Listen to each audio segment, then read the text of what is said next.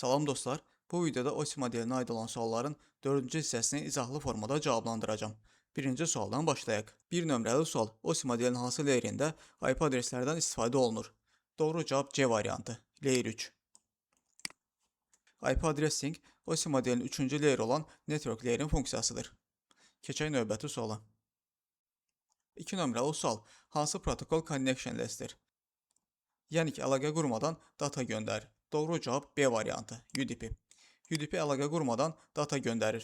TCP-də isə əlaqə qurulduqdan sonra data göndərilir. Keçək növbəti suala.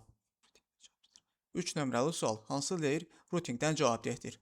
Doğru cavab C variantı, network. Routing qərarları OSI modelinin 3-cü layer olan network layerdə verilir. 4 nömrəli sual, transport layerdə PDO necə adlanır? Doğru cavab A variantı, segment. OSI modelinin 4-cü layer olan transport layerdə PDO segment adlanır.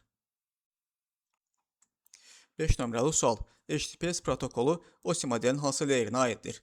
Doğru cavab A variantı, application. HTTPS protokolu OSI modelinin 7-ci layer olan application layerə aiddir. 6 nömrəli sual, aşağıdakı cavablardan hansında OSI modelinin layerləri yuxarıdan aşağıya doğru düzgün ardıcıllıqla sıralanıb? Yəni ki, 7-ci layerdən 1-ci layerə doğru düzgün sıralama hansıdır? Doğru cavab A variantı. Application, Presentation, Session, Transport, Network, Data Link, Physical.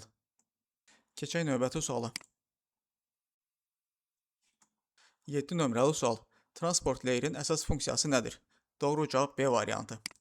Transport layer applicationlar arasında end-to-end communication təqdim edir. 8 nömrəli sual. OSI modelinin 1-ci layeri hansıdır? Doğru cavab C variantı, physical layer. Physical layer OSI modelinin 1-ci layeridir. 9 nömrəli sual. Network layerin əsas funksiyası nədir? Doğru cavab C variantı. Məntiqi adresləmə və routing network layerin əsas funksiyalarından biridir.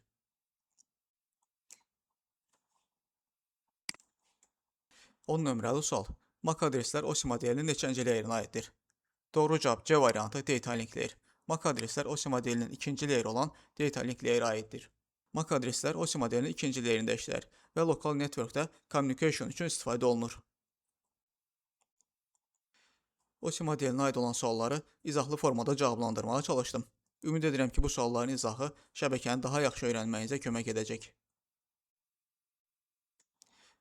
Video sizin üçün faydalı oldusa, like etməyi, şərh yazmağı və dostlarınızla paylaşmağı unutmayın.